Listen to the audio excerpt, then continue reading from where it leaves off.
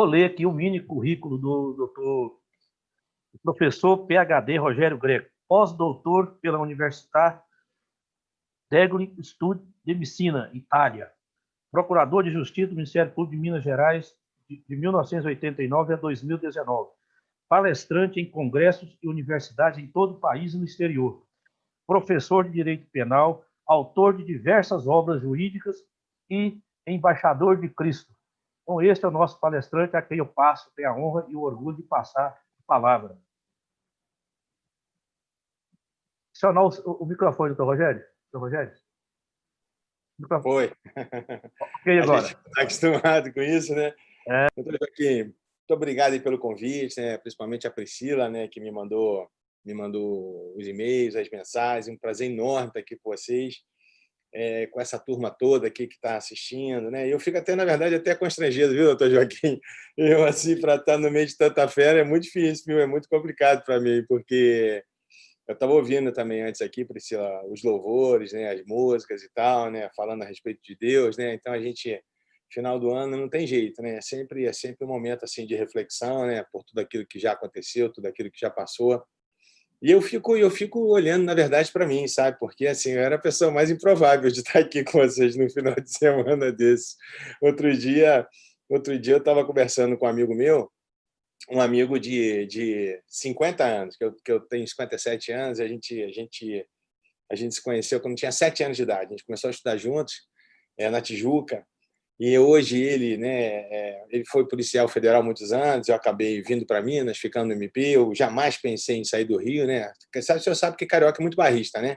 Então, assim, acha que o Rio é a única cidade do mundo, né? Então, a gente vê que tem muita coisa melhor do que o Rio, né? Mas quando eu digo para o senhor, né, quando eu digo para a turma que está assistindo a gente aqui, que eu era realmente assim, a pessoa mais improvável de estar aqui, é verdade, não é conversa fiada, porque eu venho de uma família, né, assim, de italiana, né, italianona, meus pais, meus avós, né, na verdade, meus pais não, meus avós por parte de pai, meus avós por parte de mãe, eles vieram para cá, para o Brasil, fugindo da Primeira Guerra Mundial, né, de 1914 a 1918, aquela coisa toda. Chegaram no Rio, os meus avós, para o senhor ter uma ideia, eu não conheci todos os avós, né? Mas ninguém falava português, todos falavam italiano, ninguém conseguiu aprender a língua portuguesa. Então, o meu pai teve uma criação assim bem complicada, né? Um italiano bem machista, né? Aquela coisa do latino. E ele se casou com a minha mãe muito cedo também. E acabou que, quando os meus pais tinham aproximadamente 30 anos de casamento, eles se separaram, né? Eu tenho mais 2 irmãos, o meu irmão do meio já faleceu. Eu, na verdade, sou literalmente o caçula, né? Porque a minha irmã mais velha tem 20 anos mais velha do que eu, 20 anos mais velho do que eu, meu irmão 10 anos mais velho do que eu. E aí eu era a rapa do tacho, literalmente, né? Então, quando eu tinha mais ou menos aí 12 para 13 anos de idade, meus pais, 13 anos mais ou menos, meus pais se separaram. E meu pai era uma pessoa muito difícil, muito complicada.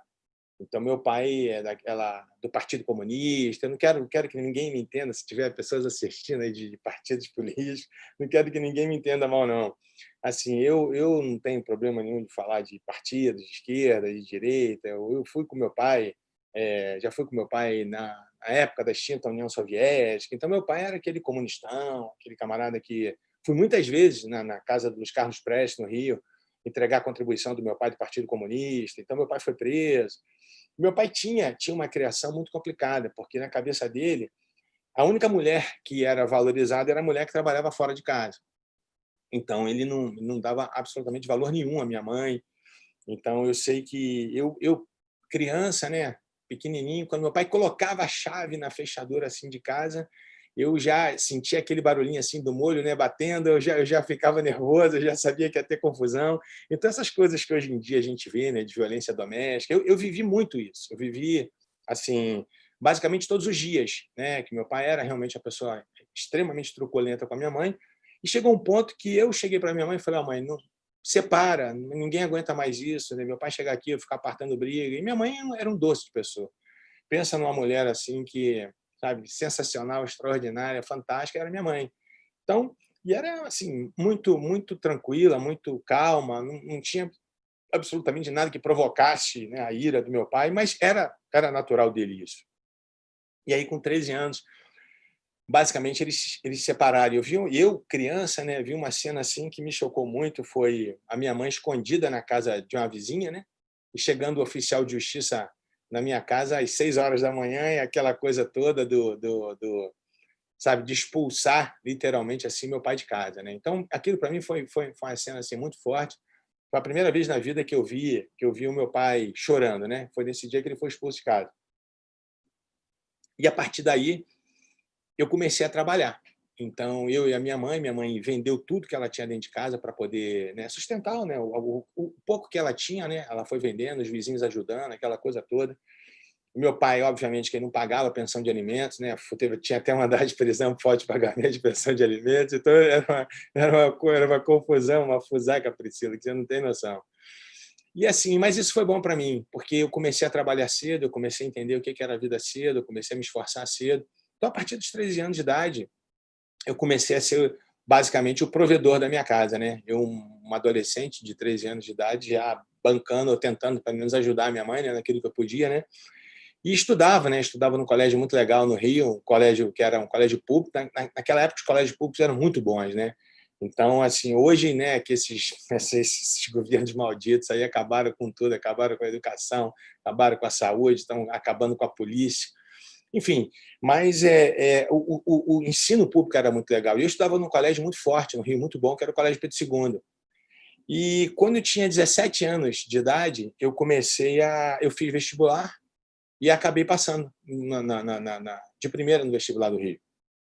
E comecei a estudar, fazendo faculdade à noite, né? E é engraçado que eu sempre conto isso nos eventos que eu participo, porque eu era muito menino, era muito moleque, eu sempre andava de chinelo, camiseta, bermuda. Acho que todo carioca tem esse perfil, né, de andar dessa forma, né? Me lembro quando eu cheguei aqui em Minas, que eu andava de chinelo aqui nos shoppings, as pessoas pareciam, olhavam para mim como se eu fosse um ET, né? Mas, enfim, aí com 17 anos eu passei na faculdade de Direito, cheguei na faculdade à noite, tinha que estudar à noite, porque eu trabalhava durante o dia. Cheguei na faculdade à noite e, assim, a sala lotada, né? Primeiro dia de aula, aquela coisa toda, eu todo animado, né? Que eu, pô, moleque de 17 anos fazendo direito e tal, aquele negócio todo. Quando eu chego na sala de aula, eu vejo aquela turma toda de terno. Eu falei, putz, grilo, olhava para aqueles caras de terno, olhava para mim, olhava para aqueles caras de terno. Eu falei, pô, o que eu estou fazendo assim? Isso aqui não é o meu perfil, não queria estar nessa sala. E eu fiz, as pessoas me perguntam, né, por que eu fiz direito, né? Todo mundo acha assim, o Rogério é vocacionado, né, para o direito, tal, tal, tal. Eu fiz o direito por uma única razão.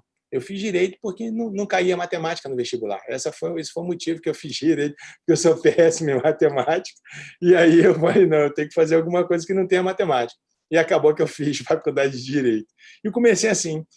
E aí, a minha faculdade, na faculdade, eu fui um péssimo aluno, porque na verdade, eu ia para a faculdade para fazer esporte. Então, eu sempre gostei muito de esporte, né?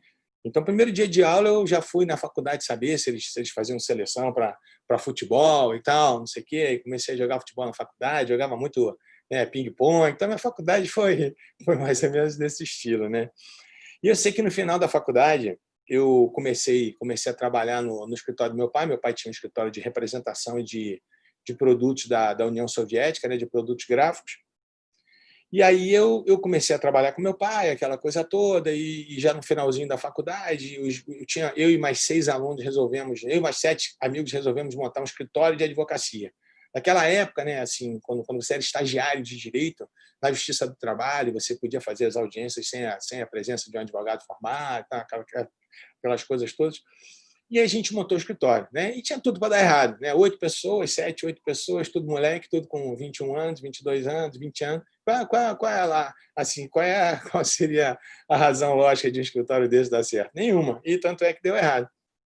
E aí, o meu pai, na verdade, o que meu pai queria? Ele tinha uma empresa muito pequenininha, mas ele queria que realmente que o escritório desse errado para que eu pudesse me dedicar à empresa dele. Não era nada, eu ganhava, pelo que eu me lembro hoje, mais ou menos aí, um salário mínimo e meio trabalhando com meu pai, já me ajudava, já ajudava, né, a bancar a casa da minha mãe, ajudar as despesas de casa e tal. Mas aí tinha tudo para dar errado, como deu, né? Primeiro caso que entrou, todo mundo só queria dividir os honorários, ninguém queria pagar nenhuma despesa do escritório, aquela coisa toda, e ninguém ia procurar a gente, né? Só ia procurar família, né? Tô aqui, família, para não pagar.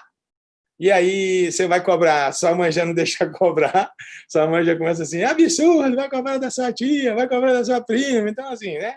Só vai para pedir, família. E aí não deu certo. E eu sei que o meu pai me deu checkmate e falou, Rogério, você tem que escolher. Ou você vai ficar aqui no escritório, ou você, né, vai advogar, tenta a sorte na advocacia e tal. Aí eu falei, pai, quer saber? Eu vou tentar a sorte, vou sair do escritório. Eu não tinha nada, absolutamente nada. E aí liguei para um irmão que eu tenho no Rio, um amigaço, que ele é 10 anos mais velho que eu, e estava fazendo faculdade, era meu colega de sala, já tinha naquela época, já tinha, né, já era servidor público, já tinha imóvel, carro, a esposa era secretária executiva do BNDES, então assim, 2 filhos, então a vida dele já estava completamente pronta e a minha começando, né? Eu liguei para ele e falei assim, Cláudio, irmão, o negócio é o seguinte, e ele estava nesse grupo dos 8 que tinha dado errado, né? Eu falei, Cláudio, irmão, o negócio é o seguinte, meu pai me deu um checkmate aqui agora e agora, assim, eu tô no limbo aí, eu tô querendo montar um escritório, mas só eu e você. Você topa? Aí o cara falou, topa, não tinha nada a perder, né? Eu falei, deixa que eu faço tudo, cara, deixa que eu me viro, eu só quero um parceiro igual a você, que a gente, né, vai dar certo. E comecei a advogar. Só que aí percebi também que a advocacia era muito difícil para mim, porque quem é que ia procurar, como eu falei, né, um moleque aí com 21 anos de idade, 22 anos de idade, para entregar uma causa boa, né, para poder bancar o escritório, bancar as despesas de casa, e eu ainda continuava, né, sendo o provedor da casa da minha mãe. Antigamente eu tinha um monte de subemprego, até faleceu recentemente o Paulinho, né, que era o vocalista aí da banda Roupa Nova. Para que vocês tenham uma ideia, eu trabalhava montando palco para o Roupa Nova. Então, eu na época minha de adolescente, né, para fazer uns bicos, né, final de semana, na época eles nem se chamavam Roupa Nova, o nome do conjunto era os Funks. Eles mudaram para Roupa Nova porque houve um negócio lá no Maracanãzinho, sei lá, esqueci o negócio da canção, sei lá o quê. E aí eles iam mudar o nome. Aí eles chegaram até pra gente nesse dia de baile, antigamente chamava baile, né? Chegaram até no baile e falaram, agora, né? A partir de domingo, é Festival da Canção que chamava. A partir de domingo agora nós vamos mudar a roupa, nossa roupa agora vai ser roupa nova, não vai ser mais funk, nosso nome agora é roupa nova. E eu ajudava, né? Ganhava um dinheirinho montando palco, carregando caixa de som, fazendo essas coisas todas. Então eu fazia um monte de bico, né? Essas coisas para poder sobreviver. E aí eu comecei a montar o escritório com o Cláudio, mas realmente assim não estava dando. Por mais que a gente tivesse começando a engatinhar, a entrar alguma coisinha, algum dinheiro, isso, aquilo, outro, mas realmente assim a situação era muito complicada para mim, né? Que eu não tinha. Eu sou na minha família, eu sou o único formado. Eu não tenho outra pessoa próxima da minha família formada. Então eu não tinha a quem socorrer. Eu não tinha eu não sou, né, de escritório. Meu pai é advogado. Meu pai não tinha o que hoje a gente chama de ensino fundamental, né? Minha mãe também não tinha o ensino fundamental. Meus irmãos também não se formaram, não fizeram o ensino médio. Então assim era só eu, né? Na verdade eu e Deus, né? E aí eu comecei a sentir muita dificuldade na advocacia e eu falei com o Cláudio, Cláudio, cara, eu tenho que começar a estudar para fazer concurso público porque realmente não está dando. Eu não dou conta, cara. Assim, eu tenho muita despesa da minha mãe e a gente está ganhando aqui, é o básico do básico. E esse Cláudio era tão parceiro, que a gente comprou uma moto, né? A gente comprou uma moto juntos. Na época, era até uma moto boa. Era não sei se a turma mais antiga vai lembrar, tinha aquela CB 400 e a CB 450. Você lembra, Joaquim, sabe dessa moto? CB era moto, né? Hoje a gente tem um monte de moto, né? Mas CB, pô, cara, era moto top. E aí, no Rio, né, você sabe, né, o Rio é essa coisa de uma cidade, uma bandidagem violenta. E eu me lembro um dia, eu estava descendo do meu prédio, no centro do Rio, e eu estacionava a moto ali, obviamente irregular, né? Todo mundo estacionava a moto em lugar irregular. Só que ficavam ali dezenas de motos estacionadas irregularmente. Tinha esse negócio lá. E tinha uma brincadeira na minha rua que a gente fazia. Sabe que carioca é bem gosta, bem tira onda com a cara dos outros, né? E eu e os meus amigos, a maioria tinha moto, que era um veículo mais barato, né? Combustível, essa coisa toda. E quem trabalhava no centro, que a gente sabia onde o camarada trabalhava no centro, a gente sabia onde a moto do cara estava, aí iam 2, 3 parceiros, tiravam a moto do cara de uma esquina e colocavam a moto na outra esquina, só para o cara achar que a moto dele tinha sido furtada. E aí o camarada descia do prédio, aí o cara ficava no desespero, cadê minha moto, cadê minha moto? Depois de meia hora enchendo o saco do cara, a gente dizia, pô, meu irmão, a moto tá lá na esquina, pega a moto lá. E aconteceu isso comigo. Eu descia do prédio, e aí assim que eu fui pegar minha moto, estava lá o espaço, lá, o buraco vazio lá da minha moto. Eu já comecei a falar com um amigo meu que estava do lado. Falei, meu irmão, ó, nem vou ficar procurando, nem vou perder meu tempo, estou cansado, quero ir embora, quero chegar em casa. Cadê minha moto? Não, cadê minha moto, cara? Fala, cadê minha moto? Aí eu fui entendendo que o que ele estava falando era verdade. Tinham furtado realmente a minha moto. Então, mais isso. Então, eu já estava agora sem moto, já estava agora sem nada. Eu falei, Cláudio, não tem jeito, cara. Assim, eu tenho que estudar, tenho que começar a fazer concurso. E comecei a estudar para concurso. Só que como eu tinha feito, embora eu tivesse sido assim, um excelente aluno no Pedro II, que a média no Pedro II era muito alta, mas quando eu comecei na faculdade, eu fiz uma péssima faculdade e perdi o hábito de estudar. E quando eu comecei a voltar a estudar para concurso, eu não conseguia de jeito nenhum entrar no ritmo de estudos. E assim, a galera, os meus colegas, eu fiz curso preparatório no Rio, né? E a galera estudando já há 2 anos, né? 3 anos, aquela coisa toda, se preparando realmente para concurso público e tal. E a minha ficha caiu depois. E eu comecei a estudar. Quando eu tinha mais ou menos um mês de tempo de estudo de curso preparatório para concurso, abri o concurso para procurador da República. E aí a galera toda esperando o concurso procurador da República e tal, aquela coisa toda. E eu sei que na época eram muitas pessoas inscritas, deviam ter mais ou menos umas 5.000 pessoas inscritas, era uma coisa assim absurda. Fazia a prova na UERJ. Aí a prova foi marcada para um domingo, o provão, né? E eu falei, quer saber? Eu vou fazer a inscrição também nesse concurso aí de procurador da República. Um mês, né, de estudo. Imagina, a faculdade péssima, um mês de estudo, quero fazer concurso para procurador da República. E fiz a minha inscrição. E eu sei que eu já marquei com os caras. Falei, meu irmão, olha, acabou aqui, a gente marca aqui no pátio da UERJ, daqui a gente já vai embora para a praia. Estava um domingo de sol, assim, de 40 graus. Sabe aquele domingo bom, você passar o dia inteiro na praia? Eu já pensando, fazendo a prova, pensando na praia, né? Quando eu peguei a prova e eu comecei a responder as questões, eu respondia com tanta facilidade as questões, eu já ia marcando assim, 1A, 2B e tal, ia respondendo, respondendo, respondendo. Pô, eu ficava parando e pensando assim, falei, rapaz, isso aqui que é concurso para procurador da República. E comecei a escrever, marcando, né, obviamente, as questões. Acabei a prova antes do tempo mínimo, né, do tempo mínimo para poder entregar, né, o caderno de questões e tal. Deu tempo, eu desci, tinha ninguém lá embaixo, e eu comecei a ficar preocupado, pô, cadê os caras? Prova fácil dessa, ninguém desce, ninguém desce. Primeira hora nada, segunda nada, terceira, eu falei, não é possível. Aí começaram a vir os gatos pingados, pum, pum, pum, pum, pum. Aí chegou a minha turma, aí vem a parte pior, né? Que é a parte que você tem que discutir questão, né? Discutir questão é para matar o cara, né? O cara para ter um ataque cardíaco, né? E aí os camaradas começaram, pô, mas essa questão tal vai ser anulada porque a questão é controvertida e não sei o quê. Eu ficava olhando os caras falando de questão controvertida, eu ficava pensando assim, meu Deus, controvertida e tal, e tal, e tal. E é tudo que eles falavam, né? Eu não entendi absolutamente nada do que eles estavam dizendo. E eu sei que, moral da história, uma semana depois veio o resultado das provas, né? E eu acho, né, que eu não acertei aí, acho que 3% das provas, 5% das questões, eu errei tudo, porque, na verdade, assim, eu não sabia absolutamente nada, né? Eu era imbecil, né? Eu era ignorante, né? O cara com um mês vai fazer concurso de procurador da República achando que vai ter alguma chance no concurso. E aí eu entendi, mas isso foi bom para mim, para poder entender o que era o nível de prova, né? O nível de prova de concurso público. E eu comecei a tentar estudar. Só que quando eu tentava estudar, como eu tinha perdido o hábito, na verdade, de estudos, eu sempre gostei muito de esporte, assim, sabe?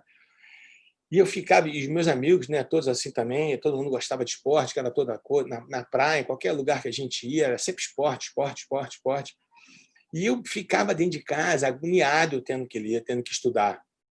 E aí eu me lembro que um dos meus momentos, assim, falando com Deus, né, e eu sei que eu fazia tanta coisa errada, que eu não tinha nem coragem de pedir a Deus para passar em concurso.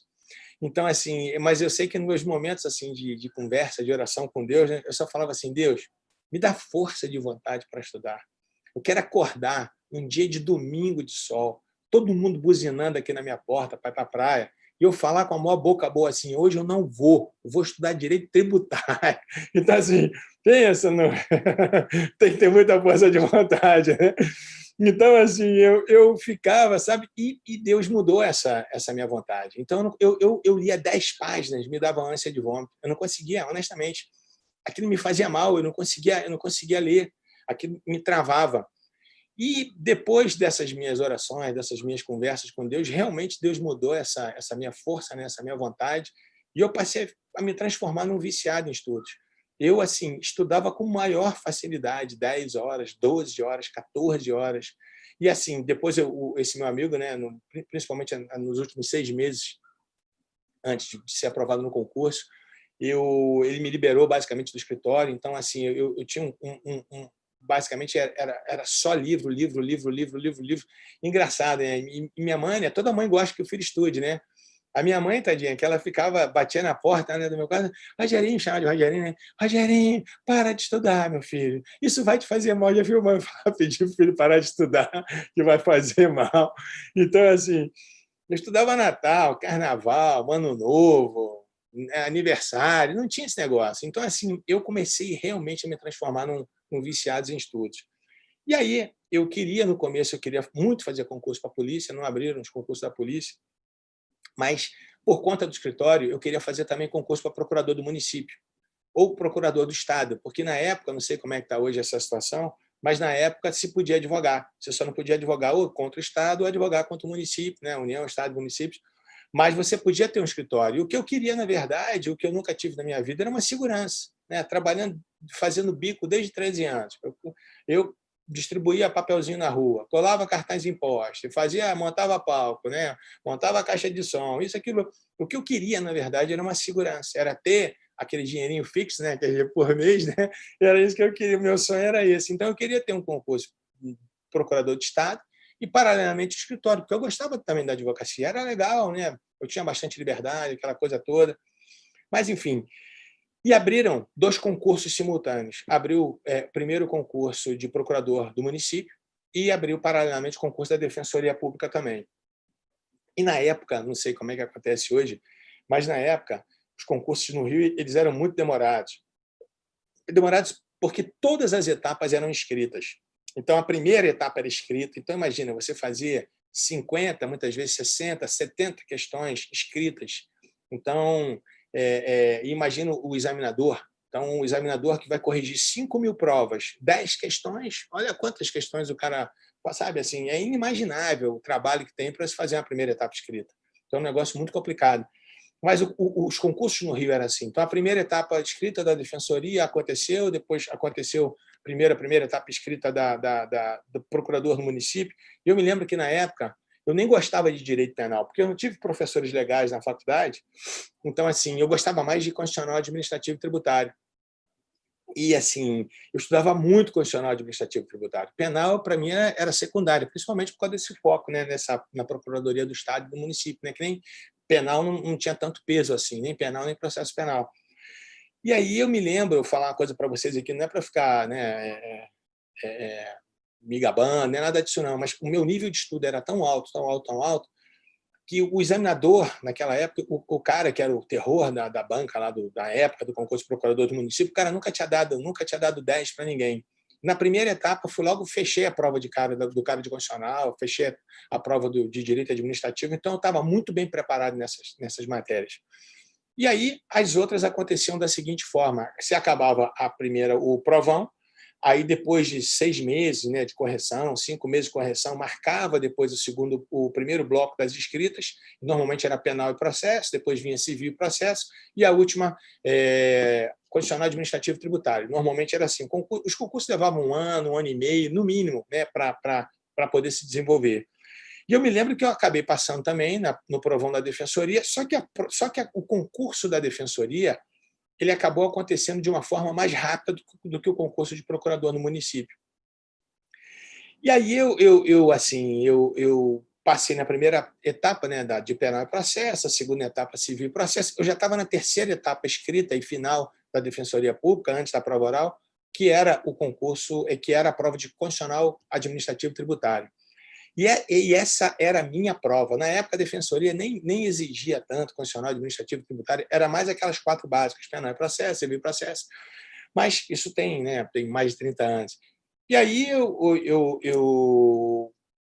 a prova ia ser numa segunda-feira, nós éramos 40 candidatos para 50 vagas, tinha menos candidatos do que vagas, a turma toda tinha sido eliminada, no começo eram 6, 7 mil candidatos que foram eliminados, no final nós só éramos aproximadamente 40, e assim, eu aquela coisa toda, estudando, e eu me lembro que, assim, uma coisa que é muito importante para a galera que está ouvindo a gente aqui, não é querer falar mal dos outros, não é nada disso não, mas se você não puder contar os seus projetos para as pessoas, isso vai ser muito bom para você, isso é muito melhor para você. Sabe por quê? Porque são pouquíssimas, não é mensagem ruim de final de ano, não, mas são pouquíssimas as pessoas que querem efetivamente seu bem, que assim que vibram com o seu sucesso, assim, do fundo do coração. Eu tenho amigos de 50 anos que, assim, infelizmente não conseguiram ter sucesso profissional e tal, mas eu sei que eles vibram, sabe, comigo, e eu sou o mesmo de 50 anos. Então, assim, porque além disso, a galera que faz concurso ainda fica carregando um fardo violento. Imagina, a gente que estuda para concurso, a gente tem a mania de querer falar com todo mundo que a gente estuda para concurso. Não sei se vocês já perceberam isso. Parece que você tem que dar satisfação para alguém que você está fazendo alguma coisa, né? Que você não está fazendo nada. Você nem imagina, né? Você deixa de encontrar com um camarada há muito tempo aí, você encontra com ele na rua, e o cara fala: Ih, Rogério, está sumido, não sei o quê. Cara, o que você está fazendo? Na hora você vai falar assim: ah, agora eu estou estudando para concurso. Na hora você fala isso. Imagina que você está aqui, jogava minha bolinha, tal, aí todo domingo batia a peladinha com a galera, sumi, aí eu falei, quer saber? Eu vou jogar no domingo. Aí fui, o cara me encontra, e Rogério, sumiu, o que você está fazendo? Aí fala, estou estudando para concurso. Inclusive, né, essa semana tem a prova, valeu, boa sorte. Boa sorte. Você acha que o cara quer que eu realmente passe em concurso? O cara está desempregado, o cara não tem onde cair morto. Você acha que ele quer que você seja um juiz, um promotor, um delegado, um defensor? Claro que não, né? Aí, puf, chegou o resultado do concurso, reprovado. Aí o cara me conta, e aí, Rogério, como é que foi aprovar? Cara, essa aí não deu, mas esse mês tem outro, vou fazer também. Pô, vai lá, vai dar certo, né? Boa sorte para você. Reprovado.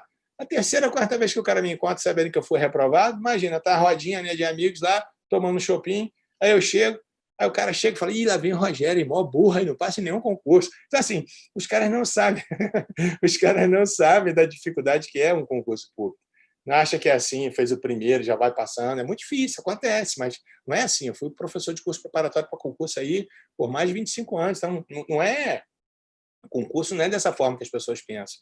E aí na última etapa, foi numa segunda-feira, no domingo eu resolvi, eu nunca estudei em véspera de prova, mas no domingo eu resolvi estudar. Escolhi um tema aleatório, até estou usando esse livro hoje, né, por conta dessa modificação da Lei 8.666 aí, que vai ser revogada, né, o presidente deve sancionar por esses dias aí. Aí estou estudando os tipos penais, né, que na verdade são cópias, né, da 8.666, mas com algumas alterações. Aí estou vendo o livro do Eli Lopes Meirelles, eu sou fã do Eli Lopes Meirelles, desde a minha época. E aí eu falei, quer saber? Eu vou estudar um tema aqui, vou estudar concessão de serviço público. E na época, as provas eram diferentes da forma como acontecem hoje. Na época, pelo menos no Rio era assim, para se preservar o sigilo do concurso, o examinador, a gente fazia o sorteio do ponto e a banca se reunia e fazia as questões na hora. Então, por exemplo, se a prova estava marcada para começar às 8 horas da manhã, ela só ia começar, na verdade, mesmo lá para as 10 horas, 10h30. Então, a galera de fora, que não tinha esse ritmo do Rio, passava mal, porque o cara fica com fome, a dor de cabeça, uma série. Então, a gente já tinha até o nosso kit concurso, né? Você levava lá Neusaldina, chocolate, água, né? Um monte de coisa para você segurar a onda para poder dar o tempo para você começar a escrever. E eu sei que, quando eu cheguei, eram 2 salas de 20 pessoas na UERJ. Eu sei que, quando eu cheguei na minha sala, estava lá a fiscal da minha sala, era uma defensora pública, amiga minha, assim, de muitos anos, Sabe aquela amigona, assim, eu novo, ela mais velha do que eu, mas, assim, aquela amigona de farra, de gandaia, de não sei o quê. Quando ela me viu, e ela, pô, Rogerinho, todo mundo está sabendo, você está fazendo prova, que bom e tal, você vai passar, não sei o quê. Aquela farra, aquele clima amistoso. Beleza. E a galera, né, do fórum, que eu jogava bola no time de futebol de areia da turma, né? Aí onde eu ia, a galera já ficava assim, Rogerinho, já é defensor e tal. Pô, estava na última etapa do concurso, 40 candidatos para 50 vagas. A matéria que eu mais sabia, né? A galera, para ter noção, já tinha me dado até aquele botão da Defensoria Pública. Eu falei, pô, é comigo mesmo, já sou defensor. Já me achando defensor, né? Aí fui fazer a prova. Beleza. Peguei a prova, aí eles sortearam, escolheram um rapaz da minha sala para sortear o ponto, o camarada sorteou o ponto. Qual foi o ponto que isso caiu na minha prova? Concessão de serviço público, um ponto que eu tinha estudado um dia antes. Eu falei, meu Deus, é para ser defensor mesmo, não tem jeito. E aí peguei a prova, né? Depois que eles entregaram a prova, comecei a escrever. Sabia as questões assim, a caneta ia fluindo de uma forma assim assustadora, escrevendo. Eu já não era mais aquele Rogério dos 3%, né? Já estava aí com quase 2 anos de estudando para concurso público e tal, estudando muito agora. E assim, pedia folha extra, escrevendo. E tinha na época, uma colega minha de curso que ela já estava batendo 50 anos. E na época, não sei se vocês vão se recordar disso, a galera mais velha talvez se lembre disso, na época o Supremo entendia que o limite de idade para fazer concurso era 51 anos. E aí ela já estava batendo na trave. E ela estava fazendo prova comigo, ela estava na cadeira atrás de mim, e de repente estou escrevendo. Ela fala assim, Rogério. Eu falei assim, putz, não é possível que ela vai pedir cola aqui, cara. No meio do concurso público, ninguém pede cola em concurso público. Aí eu falei baixinho com ela assim, oi. Ela falou assim, e aí essa minha colega lá na frente, essa minha colega defensora lá, fiscal da sala, dentro do jornal, ninguém se preocupa em colar em prova de concurso, isso é inimaginável. Ninguém dá uma cola, isso não é faculdade. E aí essa minha colega falou assim, você sabe a questão tal. Poxa, e eu achava que sabia a questão, era uma encrenca de um prefeito que tinha comprado as ambulâncias sem a licitação, não sei o quê, papapá. E eu passei, olha, eu acho que é assim. Fui passando tudo para ela, beleza, acabou a prova. Aí, acho que mais ou menos, sei lá, uma semana, 10 dias, 2 semanas depois, foi a leitura de notas, né? No Rio fazia o seguinte, a gente ia para o tribunal do júri, e lá o procurador, o chefe da instituição, ele fazia a primeira leitura das notas. Então, ele lia o número do cartão e a nota, número do cartão e a nota. Quando ele leu o meu cartão, né, todo mundo naquela expectativa, os candidatos todos, né, pouca gente, né, assim, todo mundo querendo já ir para a oral, né, assim, que a oral ia reprovar muito pouco, né, já tinha menos candidatos do que vaga. E para a gente a prova mais importante era as provas escritas, né, onde você conhece realmente quem estudou. E aí, quando o cara falou o número do cartão e a minha nota, cartão tal, nota 4,9, passava com 5. Quando ele falou 4,9, as lágrimas começaram a escorrer assim, ó. E eu falando assim, meu Deus, eu não acredito que um ser humano normal avaliou 1/10 de uma questão. O cara podia me reprovar por meio ponto, porra, por 1 ponto, não, 1/10. Isso não é normal, cara. Alguma coisa errada aconteceu, não é possível tirar 4,9. Aí fui na defensoria, estava lá, não sei o quê. A minha prova não tinha um risco, não tinha nada, só tinha nota 4,9. Aí não cabia recurso, não cabia não sei o quê, porque a questão era subjetiva, moral da história, né? Isso foi de manhã. E aí eu falei, quer saber? O outro concurso estava em andamento, concurso de procurador do município. Falei, bora focar agora no concurso de procurador do município. E aí eu estou indo com um amigo meu ao fórum, e esse meu amigo era um camarada assim, de infância também, só que ele tinha começado a faculdade depois de mim. E ele estava agora estagiando no escritório que eu tinha, meu e do Cláudio. E aí eu estou indo para o fora à tarde, né, para ver andamento de processo, e acabado de ser reprovado de manhã. Aí eu estou indo agora, eu estava indo à tarde para o fórum, e de repente, do nada, um mendigo, não sei se vocês conhecem, a galera aí, né, de Goiás conhece o Fora do Rio, ali bem no centro da cidade. Assim, tem uns prédios antigos ao redor, aquela coisa toda, tem uns calçadões.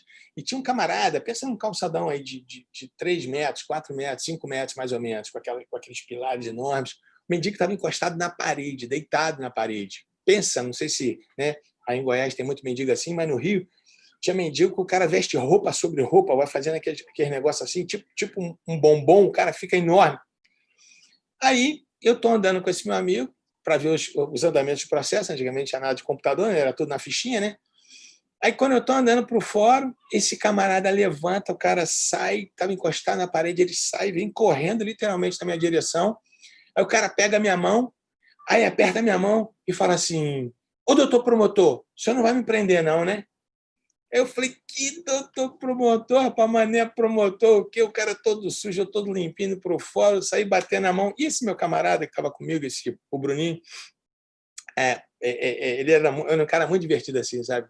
O apelido dele era Tomada, porque ele era um cara tão desligado, que a turma falou assim, pô, meu irmão, mete o dedo na tomada, rapaz, se liga, rapaz. Assim, tudo que a gente falava com ele, qualquer coisa que você falasse com ele só tinha uma resposta para te dar. Ele só falava assim, que isso? Ele só falava que isso. Era o Priscila dar uma vontade pro lado desse, mandar de tanta raiva você ficava com esse cara. Tudo que você falasse com ele, qualquer assunto, futebol, né, esporte, que isso? Ele só falava que isso.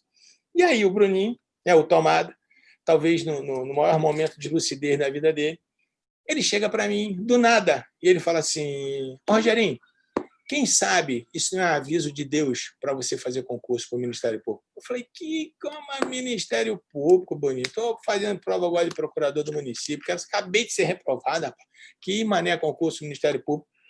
Eu sei que uma semana depois, né, que o mendigo veio, apertou minha mão e me chamou de promotor de justiça, uma semana depois, abriu o edital do concurso aqui de Minas. E eu nunca quis sair do Rio. Eu era literalmente um carioca bairrista. Eu gostava muito do Rio. Então, eu saía com os meus amigos, né? Aquela coisa, na época, todo mundo de moto, aquele visual maravilhoso do Rio, né? A gente, com a vida que a gente tinha de praia, aquela coisa toda. Eu nunca pensei na minha vida em sair. Eu sei que uma semana depois, abriu o edital de Minas e foi uma excursão que a gente tinha no nosso curso, né? Nós alugamos um ônibus, papapá, e veio essa excursão fazer prova aqui. Vieram vários ônibus. Mas do ônibus que nós viemos fazer a excursão, só eu acabou passando no concurso aqui de Minas. Então, o que eu quero... Interessante que quando eu vim fazer a prova em Minas, passava com 5, né? E eu, na época, não sabia nada, como hoje também não sei nada de direito de trabalho, eu odeio direito de trabalho. E aí, nós tínhamos muitas provas lá, era trabalho, não sei o quê, papapá. E na prova de direito do trabalho, eu tirei 4.